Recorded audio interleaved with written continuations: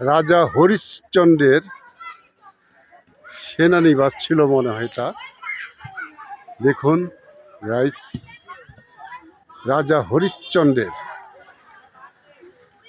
সেনাবাহিনী এখানে থাকতো সেই আমলে, বা 300-400 বছর আগের ঘটনা। এটা একটু দেখুন, কত সুন্দর একটি প্রতিষ্ঠান। এখন অনেকে এখানে সময় কাটানোর জন্য আসে। এটা এখন পার্কের মতন একটা স্থান হয়ে গেছে। চারিদিকে ঘুরে ঘুরে দেখাচ্ছি, আপনারা দেখুন। এখন পার্কের স্টাইলে মানুষ এখানে ঘোরাফেরা করে। অবশ্য এতদিন এটা উন্মুক্ত ছিল। এখন লোকাল প্রশাসন, সাভার উপজেলা প্রশাসন চারদিকে বাউন্ডারি দিছে। এখন কুকুর ঘুরতেছে, মানুষ বসে আছে, সময় কাটাচ্ছে। আমি অনেকদিন পর এখানে আসছি। আমি সাভারের আমার বাড়ি হলেও আমি এখানে আসিনি, কারণ একটা কথা আছে না, মক্কার মানুষ হজ পায় না। আমার দশা তাই, কত বাইরের মানুষ এখানে শুটিং করে নিয়ে গেছে, অথচ আমি এখানে আসিনি একটু শুটিং করার জন্য। দেখুন হুজুর টুজুর সবাই এখানে আসে, নামাজ টামাজ পড়ে আসে ঘোরার জন্য। অনেকে বউ বাচ্চা নিয়ে আসে, অনেকে সন্তান নিয়ে আসে।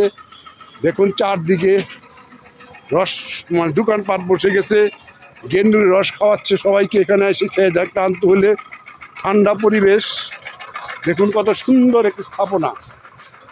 আমার জানা মতে রাজা হরিশ্চন্দ্রের একটা এটা ক্যান্টনমেন্ট ছিল। সেই আমলে সৈন্য টৈন্য এখানে থাকতো।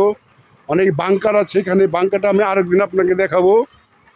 এখন মানুষ দেখুন চাষে এখানে বাদাম নিয়ে আসে, বসে বসে খাচ্ছে, সময় কাটাচ্ছে। পার্কের মতন একটা দৃষ্টি হয়ে গেছে এখন এটা। যাই হোক, এই দেখুন এই দুর্গে ওঠার সিঁড়ি, কত সুন্দর একটা সিঁড়ি। এই যে মানুষ এখন এই সিঁড়িতে উঠবে। প্রায় 500 বছর আগের একটি স্মৃতি এটা। সাভারে অবস্থিত, সাভার রাজাসন মহল্লায়। এটা লাল মাটি ট্যাগ বলে এখানে। এখানে লাল মাটি, আমাদের নর্মাল মাটি চেয়ে লাল মাটি। সবাই এখানে ঘুরে ঘুরে দেখছে। দেখুন হলো সাভারের মধ্যে ভিতরে কত মানুষ ঘুরে ঘুরে দেখছে এখানে। দেখুন প্রায় অনেক বড়, প্রায় 1000 বিঘা জায়গার মধ্যে এটা অবস্থিত। যেহেতু সেই আমলের একটা ক্যান্টনমেন্ট, এখন তো আধুনিকতা চলে আসছে, অনেক উন্নত মানের প্রযুক্তি চলে আসছে। তখন তো এগুলো ছিল মানে, তারপরেও অনেক নৈপুণ্য সৌন্দর্য, মাটি দিয়ে ইট দিয়ে কত সুন্দর ইট দেখুন এখানে সাজানো আছে। এখানে দেখছি ছেলেরা এখানে ঘোরাঘুরি করছে, ফুটবল খেলছে, কেউ কেউ উপরে উঠে ঘুরছে। দেখুন আধুনিক ছোঁয়া, যার যার মধ্যে ঘোরাফেরা করছে।